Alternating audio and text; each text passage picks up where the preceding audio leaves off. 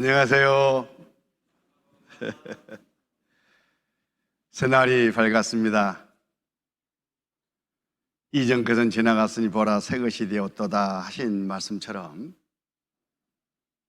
이번에 하나님의 은혜와 사랑을 깨닫고 하나님께 돌아온 모든 분들, 오늘 인생에 전혀 다른 새로운 출발을 하고 계십니다. 먼저 구원받은 모든 식구들에게 축하를 드리고, 혹시 아직 확신이 없는 분들 계시면 오늘 말씀을 집중해서 또 듣는 가운데 모두가 다 확신하고 구원을 받는 그런 귀한 시간이 되시기를 바랍니다. 잠깐 기도하시겠습니다. 자비와 은혜가 풍성하신 우리 아버지 하나님, 저희들 이번 성경 강의를 통해서 하나님의 사랑을 깨닫고 참으로 새로운 마음으로, 기쁜 마음으로 머리 숙였습니다. 우리 각 사람에게 베풀어 주신 은혜를 생각할 때 또 무엇으로 보답해야 될지 저희들은 감당하기가 너무나 어렵습니다. 이후 우리의 생애를 주장해 주시고 또 우리를 귀하게 쓰셔서 아직 진리의 사랑을 깨닫지 못한 많은 사람들 말씀 앞에 인도해서 구원을 받게 하는 그런 일을 잘 감당해 나갈 수 있도록 도와주시옵소서. 이번 집회에 함께 수고한 모든 구원받은 형제 자매들 위에도 합당한 주님의 은혜와 사랑이 함께 하실 것을 믿고 의지하면서 우리 구주 예수님 이름으로 기도드렸습니다. 아멘. 성경 말씀 고린도전서 15장을 보시겠습니다. 고린도전서 15장 1절, 신약성경 281쪽입니다. 고린도전서 15장 1절, 형제들아 내가 너희에게 전한 복음을 너희로 알게 하노니 이는 너희가 받은 것이요 또 그 가운데 선 것이라.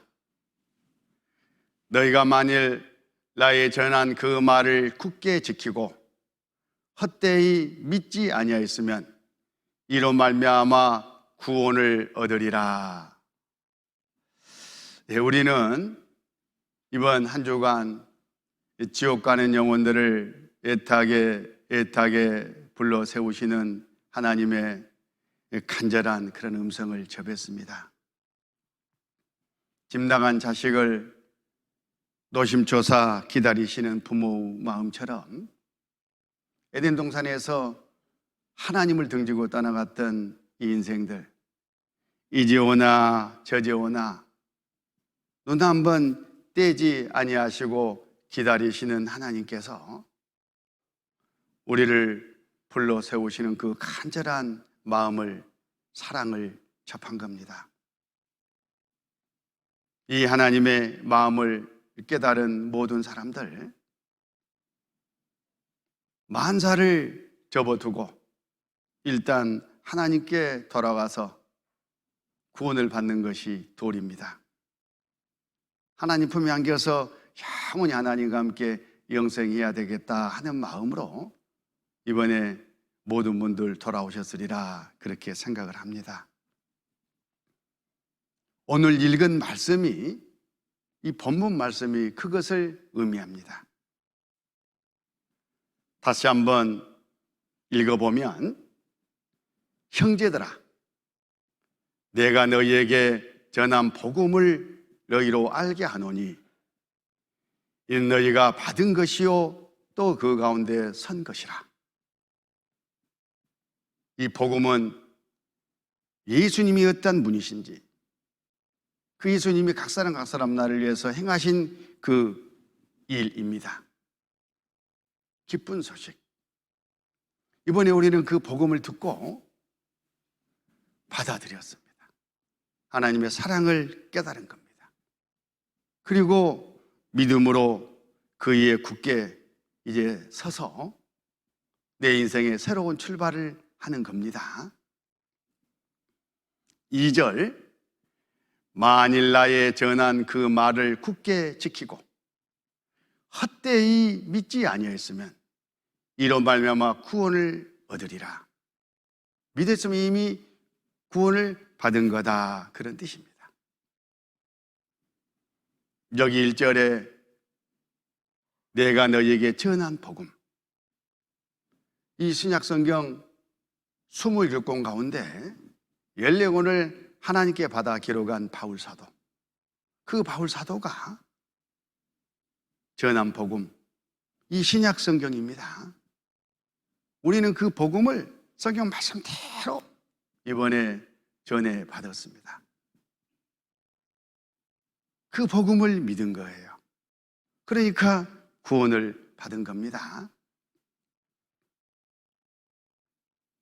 이 복음이 무엇이냐? 복음은 문자 그대로 기쁜 소식입니다. 그 사람에게 가장 소중하고 중요한 기쁜 소식. 죽을 병에 걸려서 의사를 기다리는 그 환자는 멀리 출타했던 그 의사 선생님이 자기 병을 고치기 위해서 다시 돌아왔다는 그 소식이 복음입니다.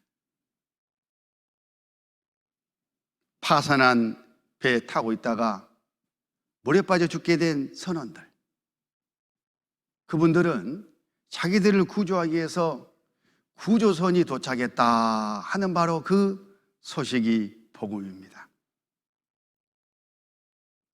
죄짓고 제사 갚으러 지옥 가는 죄인들에게는 천지 우주 만물을 창조하신 하나님이 우리 각 사람 죄 싹을 갚아주고 지옥에서 건져주시기 위해서 오신 바로 그 소식이 복음입니다. 그리고 십자가에서 죄 삭을 다 갚고 하루 이틀 사흘 만에 다시 살아나서 다 갚았다, 영수증을 떼주신 바로 이 성경의 언약의 말씀이 복음입니다. 그리고 40일 후에 승천해서 지금도 하나님 옆에서 우리가 죄 지을 때마다 저 새싹도 내가 다 갚았다 하고 보증 서시는 대언자로 계신다는 그 말씀이 또한 복음입니다.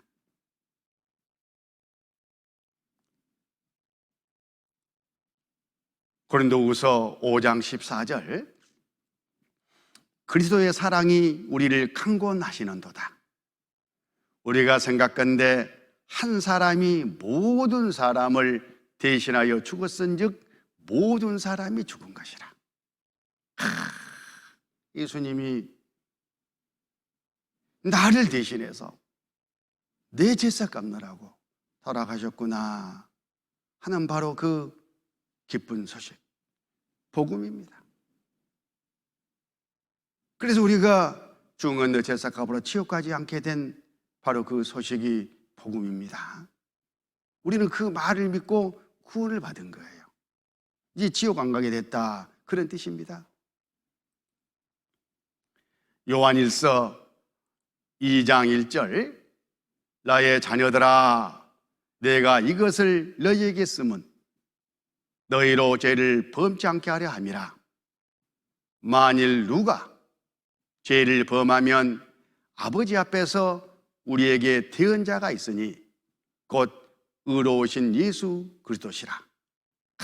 예수님이 우리가 구원받고 나서 죄를 지을 때마다 저 제삭도 다 갚았다 하고 보증을 서고 계신다니까요. 보증. 얼마나 감사합니까? 그것도 살아서 항상. 2절, 저는 우리 죄를 위한 화목 제물이니 우리만이 할 뿐 아니요 온 세상의 죄를 위하심이라. 예수님이 십자가에서 갚으셨다는 그 죄의 범위는 믿는 사람의 죄만 갚으신 게 아니에요. 교인들의 죄만 갚은 게 아니에요. 이 세상 모든 사람들, 그것도 태어나서 죽을 때까지 평생에 걸쳐서 지은 그 죄의 싹을 다 갚으신 겁니다. 그러니까 누구나 자기 죄 때문에 지옥 갈 수 없다는 말이 그 말이잖아요. 하나님의 말씀 앞에 나와서 이 복음, 이 기쁜 소식만 듣고 받아들이면, 믿으면 다 천국 영생을 얻는다, 그런 뜻입니다. 정말 복음이 아닐 수가 없습니다. 로마서 4장 25절, 예수는 우리 범죄함을 위하여 내어줌이 되고 또한 우리를 의롭다 하심을 위하여 살아나셨느니라. 십자가에 못 박혀 돌아가신 예수님, 우리 죄의 싹을 다 갚았습니다. 그리고 다시 살아나서 내가 바로 창조주 하나님이다, 내가 구약의 약속대로 너희들 죄의 싹을 다 갚았다, 염려하지 마라, 이런 보증이 되어 주셨습니다. 우리는 그 예수님을 우리 마음 가운데 우리 생애의 정중앙에 두고 이제 나를 구원하신 구세주, 항상 나와 함께 거하시는 주님, 이 예수님을 섬기고 모시면서 천국 들어가는 그 순간까지 살아가는 거예요. 감사한 마음으로. 그게 바로 신앙 생활이라는 겁니다. 우리는 그런 믿음을 갖게 됐습니다. 믿음. 어떤 믿음인가? 이걸 좀 구체적으로 교훈을 받아보도록 하겠습니다. 여기 표를 보면 인류 역사 가운데 예수님이 우리 각 사람 나를 구원하러 오셨어요. 그리고 십자가에서 그 피로 내 죄의 싹을 다 갚아가지고 구원해 주셨습니다. 우리는 그걸 믿고 구원을 받은 거예요. 먼저 이런 궁금한 점이 마음에 올라옵니다. 그러면 예수님 오시기 전에 살던 구약시대 사람들은 뭘 믿었을까? 그때는 예수님이 오시기 전인데. 그렇게 이제 궁금하시죠? 그 사람들도 예수님을 믿었어요. 성경에, 또 성경에 기록되기 전부터 하나님이 때가 되면 사람으로 오셔서 죄의 싹 다 갚아주실 것을 약속해 주셨어요. 그 약속을 믿은 겁니다. 언젠가 하나님이 나의 죄싹을 갚아주러 오신다고 했다, 오실 거다, 피 흘리고 죽어서 내 죄싹이 다 갚아질 거다 하는 믿음을 갖고 있었다, 그런 뜻입니다. 예수님을 믿은 겁니다. 에덴 동산에서 선악을 알게 한 나무 과실을 따먹지 말라 하신 하나님의 말씀을 불순종하고 선악과를 뚝 따먹은 하와, 그리고 그 남편은 또 마누라 졸음에 이기지 못하고 함께 먹었지 않습니까? 타락한 거예요. 죄를 지은 겁니다. 명령을 어겼습니다. 불순종입니다. 그 죄로 말미암아 천국 약속은 저리 날아가 버렸고 이제 마귀 따라서 죄싹 갚으러 지옥 갈 수밖에 없는 그런 운명의 풍덩, 자기 후손들을 다 끌고 빠지게 된 겁니다. 그때 나타났던 것이 뭐냐? 두려움이요, 두려움. 하나님 앞에 두려움. 전에는 하나님과 호손도손 격이 없이 사귀고 있었는데 그 하나님 앞에 죄를 딱 짓고 나니까 하나님 볼 수가 없는 거예요. 하나님 만날 일이 두려운 거예요. 죄가 하나님과 아담 사이를 딱 끊어버렸습니다. 죄가 하나님과 우리 모든 인류 사이를 딱 끊어버린 거예요. 그래서 수치가 보이기 시작하고 무화과 나무 잎으로 수치를 가려보려고 하는데 가려질 수가 없습니다. 자기 힘으로는 안 된다 하는 바로 그림자입니다. 그래서 숲속에 숨었습니다.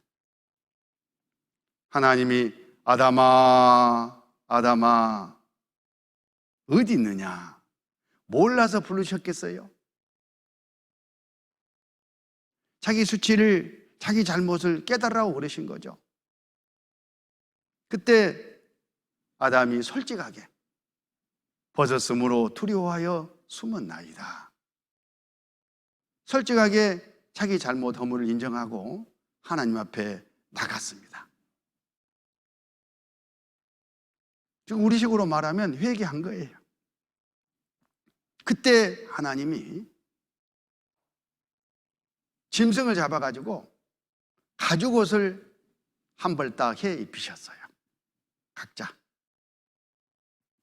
바로 나중에 예수님이 오셔서 피 흘려 죽어가지고 구원의 옷을 지을 것을 예표하고, 그리고 그 구원의 옷으로 아담과 수치, 또 우리 모든 사람들의 허물, 수치가 다 가려질 것을 바로 그때 에덴 동산에서 창세기 3장에서 언약하신 겁니다.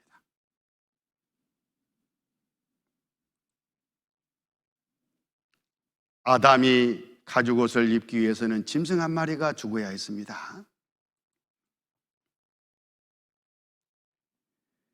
창세기 3장 6절, 여자가 그 나무를 본즉 먹음직도 하고 보암직도 하고 지혜롭게 할 만큼 탐스럽기도 한 나무인지라.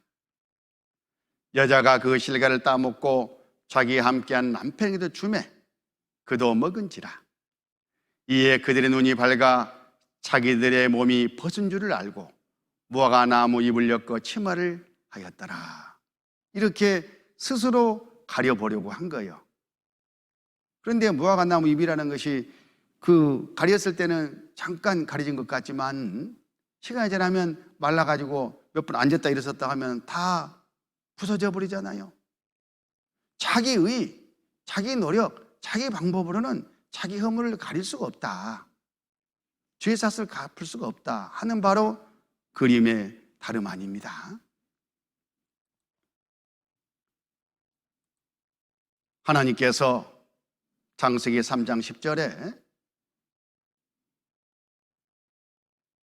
찾으시니까 아담이 내가 동산에서 하나님의 소리를 듣고 내가 벗었으므로 두려워하여 숨었나이다, 이렇게 솔직하게 고백하고 나갔어요.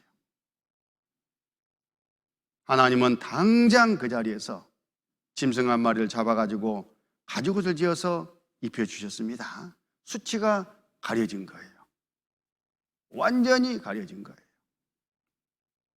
여호와 하나님이 아담과 그 아내를 위하여 가죽옷을 지어 입히시니라. 이 가죽옷을 짓는데 자기가 수고한 게 있습니까? 하나님의 손수 짐승을 피 흘려 죽게 해가지고 가죽으로 옷을 지어가지고 하나님이 입혀주신 거예요. 믿고 입어버린 거예요. 그냥 우리가 구원을 받을 때 자기 정성, 자기 수고, 자기가 뭘 해서 받습니까? 아닙니다. 하나님이 다 해주시는 바로 그림자입니다. 중요한 것은 여기서 아담이 가죽옷을 입는데 짐승 한 마리가 피를 흘리고 비참하게 죽었던 거잖아요. 바로 아담의 죄 때문에 짐승이, 죄 없는 짐승이 피를 흘리고 고통을 당하면서 죽었다는 거예요. 우리 죄, 우리 허물을 가리기 위해서 예수님이 저렇게 비참하게 십자가에서 죽으실 바로 그 모형이었던 겁니다. 죄의 삭은 사망이요 피 흘림이 없은즉 사함이 없느니라. 죄의 삭은 피를 흘리고 산 생명이 죽어야 갚아지는 거잖아요. 천국 법에. 법대로 하나님이 짐승을 대신 피 흘려 죽게 하고 아담의 허물을 가려주신 거예요. 이건 뭘 의미하냐? 짐승의 피가 무슨 효과가 있단 말이 아니에요. 장차 하나님의 내가 사람으로 가서 이 짐승이 피를 흘리고 죽은 것처럼 내가 피 흘려 고통받고 죽어서 선악과 따먹은 그 죄, 온 죄, 또 살아가면서 지은 모든 자범죄 다 단번에 영원히 갚아주겠다 하신 바로 약속을 그렇게 하신 거예요. 아담은 그것을 믿었습니다. 그래서 구원받은 거죠. 어떤 분들은 아담도 천국 갔을까요? 물어보는데 물론이죠. 성경 어디에 그런 말씀이 있어요? 바로 이 말씀이 그 말씀인 거예요. 창세기 3장 21절 여호와 하나님이 아담과 그 아내를 위하여 가죽옷을 지어 입히시니라. 보통 가죽옷이 아니죠. 약속이라니까요. 나중에 네 죄상 내가 다 갚아줄게. 그것만 믿어. 아담은 그걸 믿고 천국에 들어간 거예요. 하와도 마찬가지.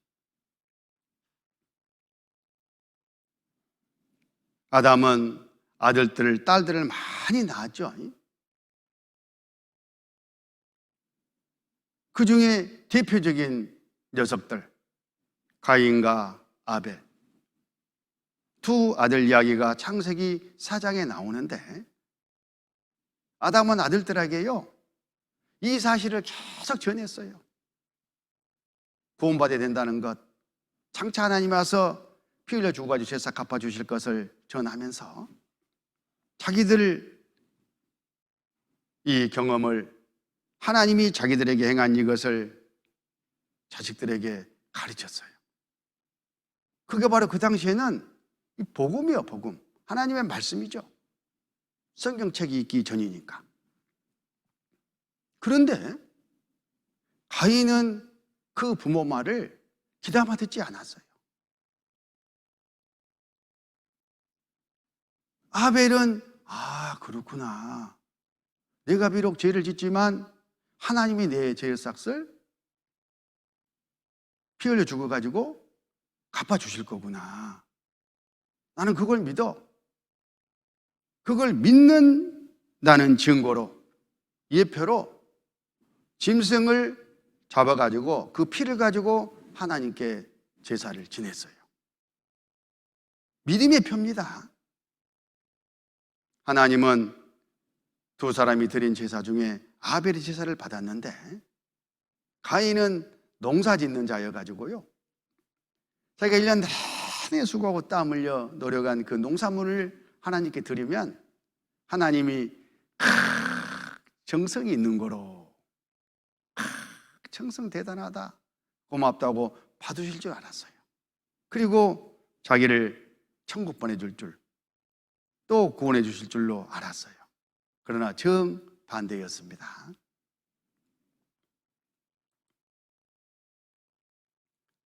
아벨은 양을 잡아서 하나님께 제사를 지내고 피를 의지하고 나갔다, 그런 뜻이죠. 가인은 자기가 지은 농산물, 자기 노력을 의지하고 하나님께 나갔습니다.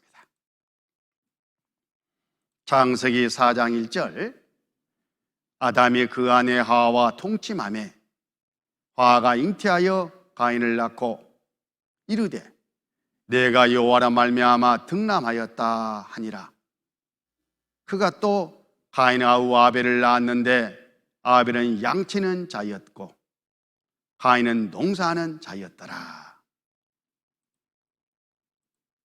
3절, 세월이 지난 후에 가인은 땅의 소산으로 제물을 삼아 여호와께 드렸고 아벨은 자기의 또 양의 첫 새끼와 그 기름으로 드렸더니 여호와께서 아벨과 그 제물은 연락하셨으나 가인과 그 제물은 연락하지 아니하신지라. 가인이 심히 분하여 안색이 변하니. 왜 하나님이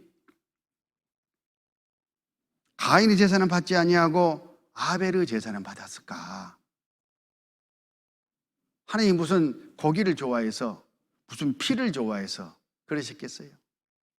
하나님이 받으시는 것은 믿음이에요, 믿음. 믿음을 의롭다 하시잖아요.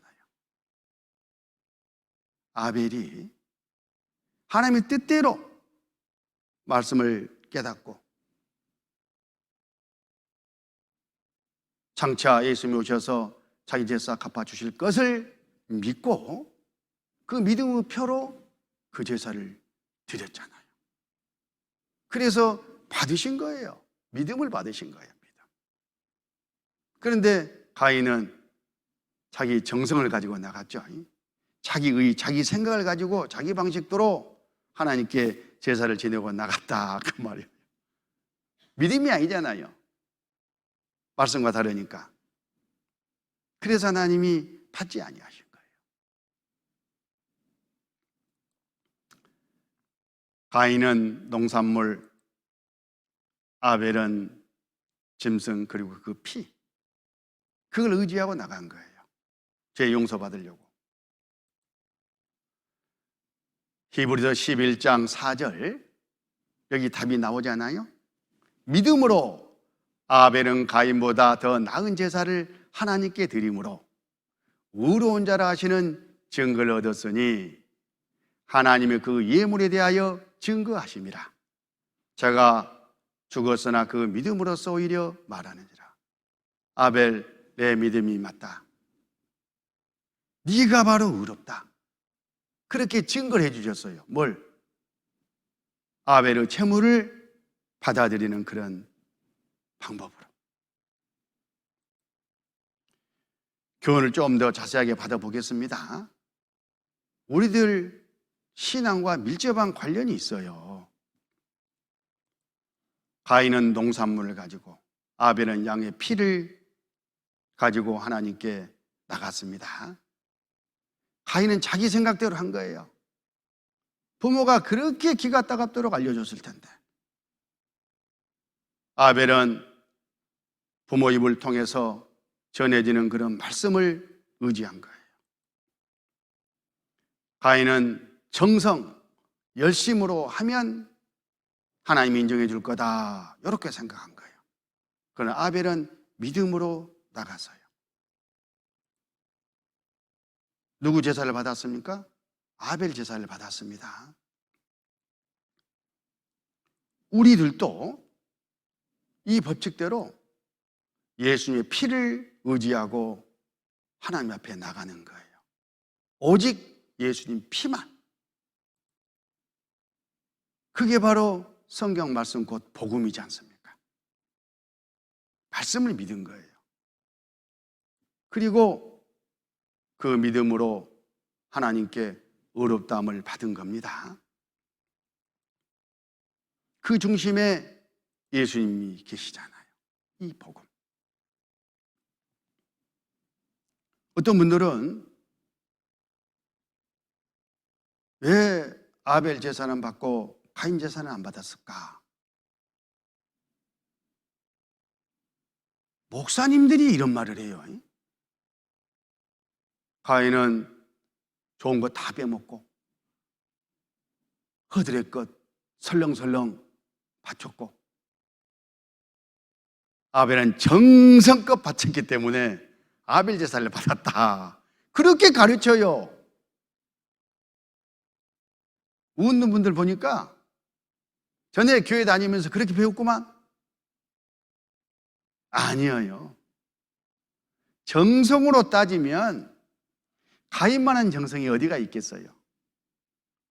봄부터 가을까지 씨 뿌리고 잡초 제거, 가꾸고 물 주고 비료 주고 땀 흘리고 얼마나 수고를 합니까?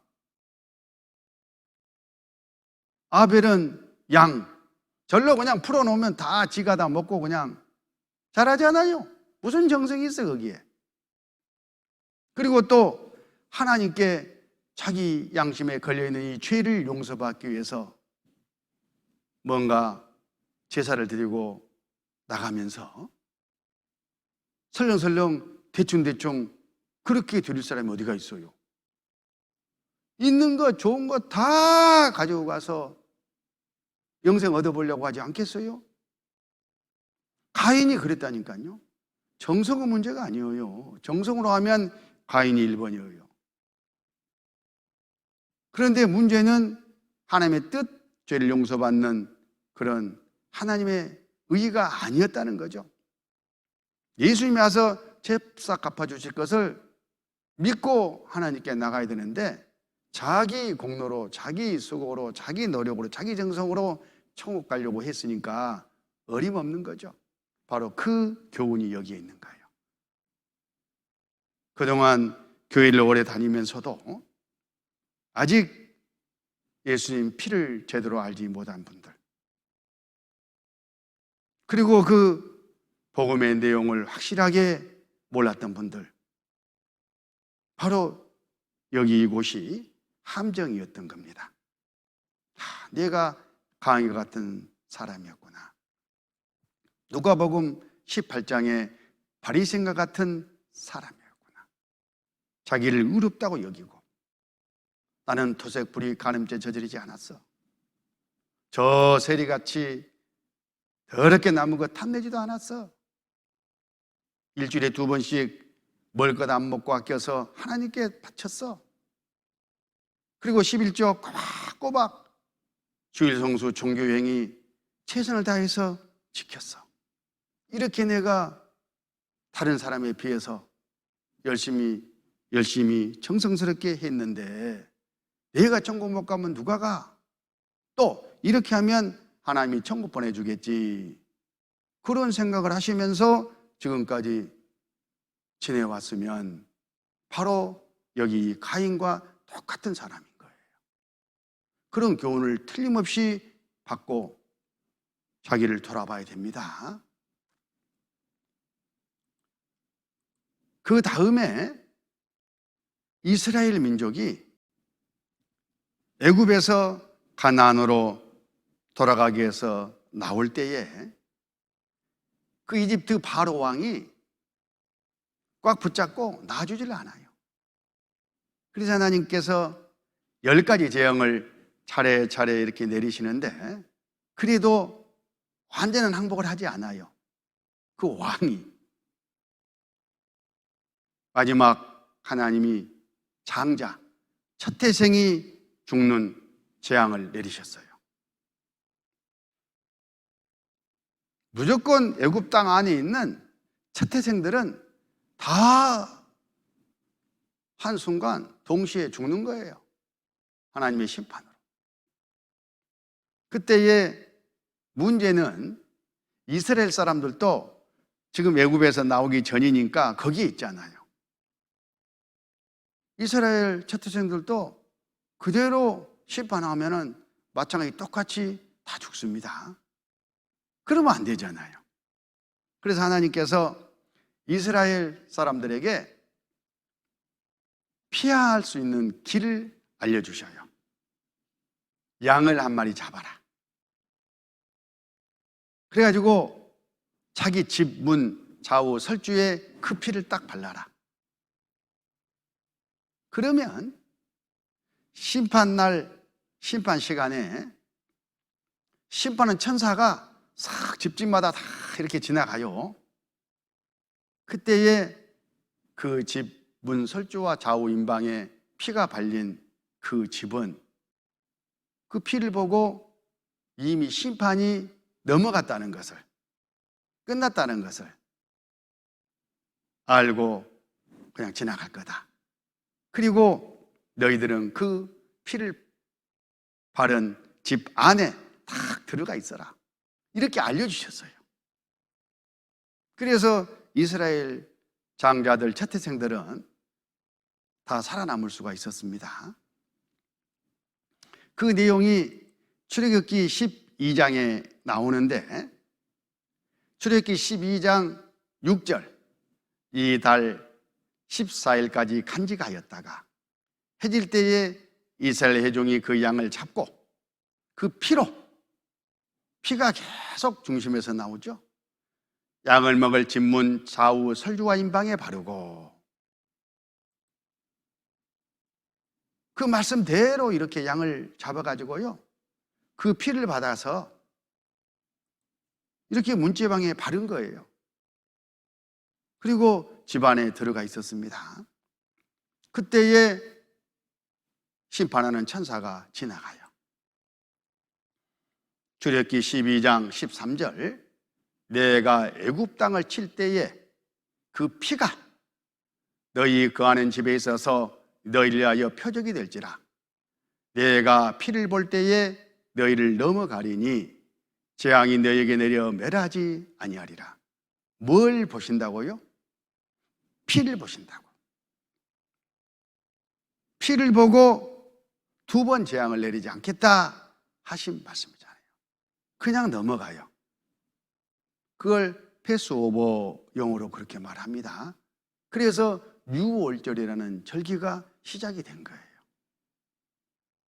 심판하는 그런 애니메이션이 있어서 가져와 봤는데요, 교훈을 받아보십시다.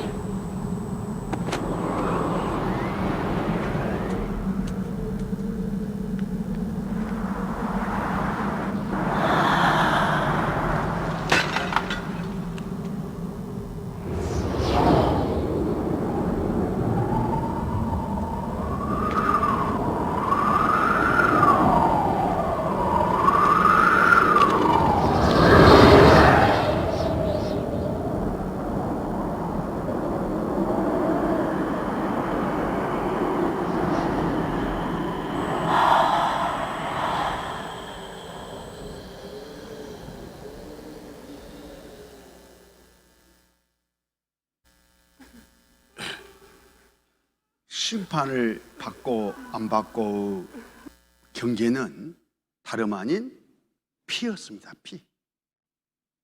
그 집에 피가 발려 있느냐 안 발려 있느냐, 그거였잖아요. 우리 양심에, 우리 마음속에 예수님의 피가 믿어져 있느냐 안 믿어져 있느냐, 그게 천국과 지옥의 경계예요. 복음을 믿으란 말이 그 말입니다. 이스라엘은 출애굽을 해가지고 이제 가나안 땅을 향해서 나아가는데 계속해서 죄 짓고 원망하면서 살잖아요. 그래서 하나님이 죄를 용서받는 제사법을 가르쳐 주셨어요.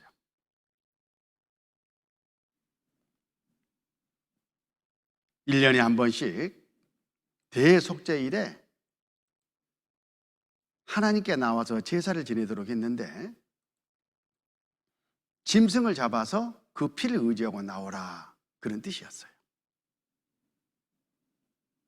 여기 지금 광야에서 이스라엘 민족이 진행할 때에 운영하는 진입니다. 진. 12지파별로 쭉 주변에 배치하고 정중앙에 하나님이 임재하시는 성막을 설치하도록 하셨어요. 또 옮겨갈 때는 뜯어가지고 가지고 와서 멈출 때는 또 성막을 딱 설치하고,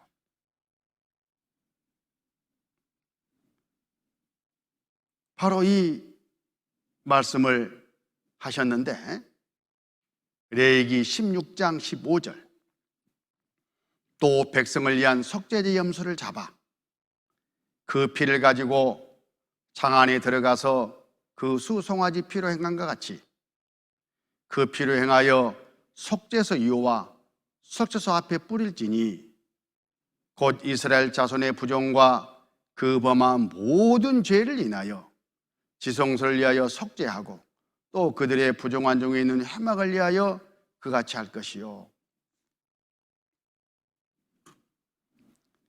하나님이 세우신 아론 후손 대제사장으로 하여금 이 제사를 진행하도록 했어요.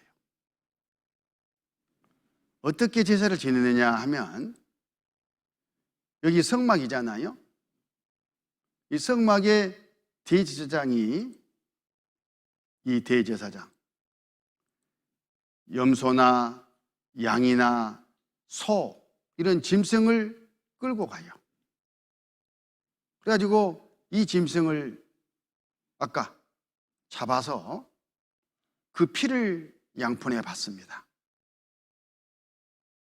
그리고 그 피를 가지고 하나님이 임재하시는 지성소, 그 안에 들어가요. 거기 보면 하나님이 허락하신 언약궤가 있는데, 언약궤 앞에서 피를 7번 이렇게 뿌리면서 이스라엘 전 민족이 1년 동안 지은 그 죄 때문에 이 짐승이 피를 흘리고 죽었습니다. 하나님 말씀대로 이 피를 가지고 왔습니다. 우리 죄를 용서해 주시옵소서, 이렇게 기도를 해요. 그러면 하나님이 그렇게 약속하셨기 때문에 이스라엘 민족이 지은 1년 죄가 다 용서가 돼요.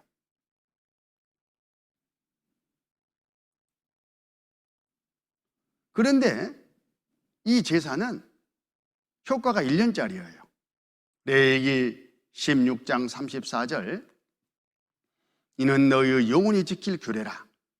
이스라엘 자손의 모든 죄를 위하여 1년 1차 속죄할 것이니라. 아론이 여호와께서 모세에게 명하신 대로 행하니라.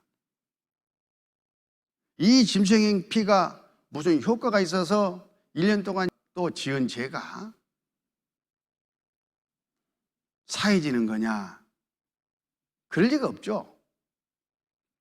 바로 하나님이 장차 오셔서 우리 모든 사람 죄, 우리 민족의 죄를 다 십자가 피로 대신 갚아서 용서해 주실 것을 믿습니다 하는 표로 이 제사를 지내게 했고 또 지냈던 거예요. 하나님은 그 믿음을 보고 의롭다고 하신 겁니다. 10년, 20년 만에 한 번씩 하라면 잊어먹어 버리잖아요. 그래서 1년에 한 차례씩 제사를 지내게 한 거예요. 잊어먹을만 하면 생각나게 하고. 뭘 생각나게 해요? 맞아, 지금 우리를 인도해 가시는 하나님이 때가 되면 사람을 오셔가지고 우리 죄 삭을 다 갚아주실 거야. 이 주님처럼 피 흘려 죽어가지고 제사 갚아주실 거야. 그 믿음을 확인한 거예요. 구약 제사의 의미 구분을 한번 해보겠습니다. 구약 시대에는 이스라엘 민족에게만 예표로 이렇게 허락하신 거예요. 1년짜리를. 제물은 황소, 염소, 양, 비둘기 이런 거였습니다. 그런데 이 제사는 예수님을 예표한다고 했잖아요. 신약시대 우리들은 이 땅에 오신 예수님이 온 세상 사람 죄를 위해서 단번에 영원히 그 피로 1년짜리가 아니라 싹을 갚아서 용서하셨다는 사실을 알고 믿었어요. 근데 그 제물은 다름 아닌 예수님 본인이 제물이 되신 거예요. 그래서 예수님이 십자가에서 돌아가시고 이 구약의 이 그림을 그대로 다 이루신 겁니다. 히브리서 10장 1절, 율법은 장차 오는 좋은 일의 그림자요 참 형상이 아니므로 해마다 늘 드리는 바 같은 제사로는 나오는 자들을 언제든지 온전케 할 수 없느니라. 그러죠. 구약시대는 제사법은 그림자예요. 그림자. 진짜가 아니다 그 말이죠. 어떻게 4절, 황소와 염소 피가 능히 죄를 없이 하지 못함이라. 짐승 피가 사람이 지은 제삭을 갚을 수가 있겠어요? 말이 안 되죠. 사람 죄니까 사람이 갚아야죠. 그것도 죄 없는 분이. 그래서 5절, 그러므로 세상에 임하실 때에 가라사대 하나님이 제사임을 원치 아니하시고 오직 나를 위하여 한 몸을 예비하셨다. 각 사람 각 사람 나를 위해서 한 몸을 하나님이 예비하신 거예요. 뭘로? 제물로 피 흘리고 죽어서 천국 법대로 제사 갚을 한 몸을, 한 사람을 예비했다, 그런 뜻이에요. 그분이 예수님이잖아요. 예수님.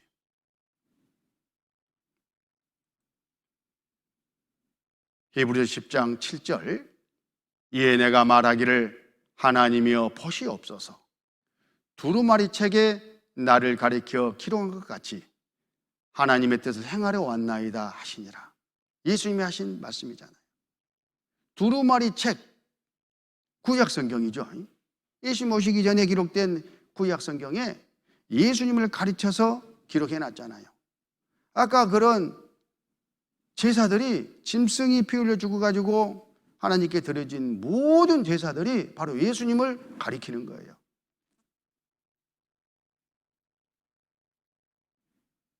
두루마리 책에 나를 가리켜 기록한 것 같이 하나님의 뜻을 행하려 왔나이다. 사람으로 가서 피 흘려 죽어가지고 제사를 갚는 것이 하나님의 뜻이었고, 그 일을 하러 예수님이 오셔서 손수 그 제물이 되어가지고 그 피로 하나님께 제사를 드린 겁니다. 하나님은 제사장으로서 제사를 드리고 다른 제물이 없으니까 자기 몸을 제물 삼아서 드린 거예요. 얼마나 감사합니까?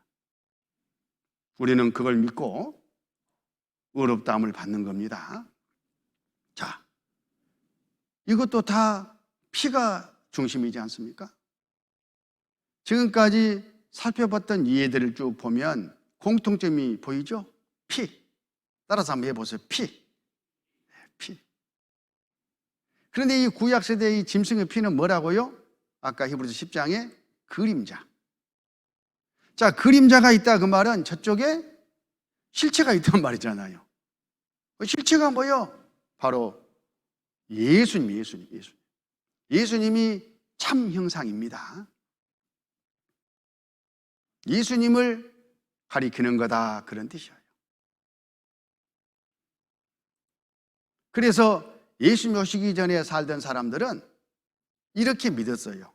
예수님이 오셔서 내 죄삭을 다 갚아주실 거다, 해주실 거다, 여기 하실 일을 믿은 거예요.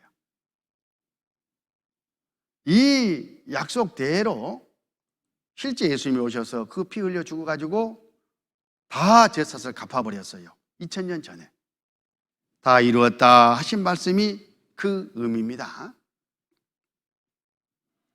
구약시대 사람들에게는 하나님이 약속 어음을 끊어줬어요. 그 사람들은 약속 어음을 갖고 언젠가는 결제해 주겠지, 약속 어음은 결제해야 됩니다. 안 하면 부도나 버립니다. 그렇게 믿고 있었던 거예요. 하나님이 끊어준 약속 어음이니까 절대 부도가 안 나죠. 때가 되니까 실제 예수님이 오셔가지고 그 피 흘리고 죽어가지고 그 약속 어음을 결제해 주셨어요. 다 갚아줬다 그 말입니다. 그때에 예수님 하나님이시니까 지난 사람들 죄뿐만 아니라 앞으로 세상 끝날까지 태어날 사람들의 죄도 다 갚아주시기로 약속하시고 또 갚아주셔야 되잖아요. 두 번 다시 올 필요가 없이 오신 김에 이때 그냥 동시에 다 갚아버린 거예요. 세상 끝날 죄까지 온전히. 그래서 예수님 오시고 나서 태어나 사는 사람들은 예수님이 이미 전전에 내 죄사를 다 갚았다, 갚아주셨다, 끝냈다 하신 일을 믿는 거예요. 믿음의 내용이 전혀 다릅니다. 구약시대는 하실 일을 믿었고 신약시대는 이미 갚으신 것을 믿는다 그 말이에요. 각 사람 나는. 그런데 주변에 많이 보면 예수님이 내가 죄를 자백했으니까, 기도했으니까 용서해 주시옵소서 간절한 마음이 있으니까 아마 용서해 주실 거다, 용서해 주실 거다, 이렇게 믿는 기독교인들이 얼마나 많아요. 지금 현재 여기저기. 그러면 그 사람들은 신약시대를 살고 있는 거예요, 구약시대를 살고 있는 거예요? 구약시대 믿음이잖아요. 그러니까 그 사람 마음속에는 아직 예수님이 오지 않은 거예요. 그 이치와 똑같죠. 아직 구원을 받지 않은 상태다 그 말이에요. 예수님이 오지 않았으니까. 해 주실 것을 믿으면 이미 다 끝내놨습니다. 해놨습니다. 그렇게 믿어야 구원이 이루어지는 거예요. 하나님이 의롭다 인정해 주시는 겁니다. 예수님은 한 번에 십자가에서 영원히 죄의 삭을 다 갚아버렸어요. 그날 스가랴 3장 9절 망군의 여호와가 말하노라 내가 너 유아소 앞에 세운 돌을 보라 한 돌에 7눈이 있느니라 내가 새길 것을 새기며 이 땅의 죄악을 하루에 제하리라. 하루에 이 땅, 이 세상 모든 죄악을 다 제해버리겠다 라고 예수님이 오시기 600년 전에 약속하셨는데 실제 그렇게 하셨잖아요. 하루에 제하리라. 우리는 제한 뒤니까 그렇게 믿어야 되는 겁니다. 예수님 피. 그래서 찬송가를 보면 계속 예수님의 피에 대한 찬송가가 많이 나오지 않습니까? 찬송가 184장 나의 죄를 씻기는 예수의 피밖에 없네. 다시 성취하기도 예수의 피밖에 없네. 나의 죄 속하기는 예수의 피밖에 없네. 나는 공로 없도다 예수의 피밖에 없네. 예수의 흘린 피 날 희게 하오니 귀하고 귀하다 예수의 피밖에 없네. 당연합니다. 이렇게 믿어져 있어야 됩니다. 찬송가 186장도 내 주의 보혈은 정하고 정하다. 내 죄를 정케하신 주 날 오라 하신다. 정케하신 주 이미 깨끗이 해놨다 그 말이잖아요. 앞으로 해주는 게 아니라. 찬송가 209장 주의 말씀 받은 그날, 그 날이 있잖아요. 주의 말씀 받은 그날이 있잖아요. 믿은 날이 있잖아요. 그날이 구원받은 날이에요. 기쁜 날, 기쁜 날, 주 나의 죄 다 씻은 날. 내 죄, 과거인지 미래 모든 죄를 단번에 영원히 깨끗하게 씻어버린 날, 예수님 피를 믿은 날, 그날이 구원받은 날이에요. 전에 구원받았다고요? 이렇게 믿었습니까? 아니면 그건 속고 있는 거예요. 찬송가 194장 보면 기쁘게 부르세요 할렐루야 나 구원 얻었네잖아요. 앞으로 받을 거라고 믿으면 그건 구약시대라니까요. 나 구원 얻었네. 과거 완료지 않습니까? 주가 구원하셨네. 끝났어요. 해버렸습니다. 속죄함 얻었네. 과거 완료지 않습니까? 속죄함 얻었네. 내 죄를 속했네. 속죄함 얻었네. 찬송가는 그렇게 부르면서 실제 마음의 믿음은 이게 아니면 어떻게 된 거예요? 우리는 그 예수님의 피의 공로를 의지하고 이제 마음으로 믿어 구원을 얻은 사람이 된 겁니다.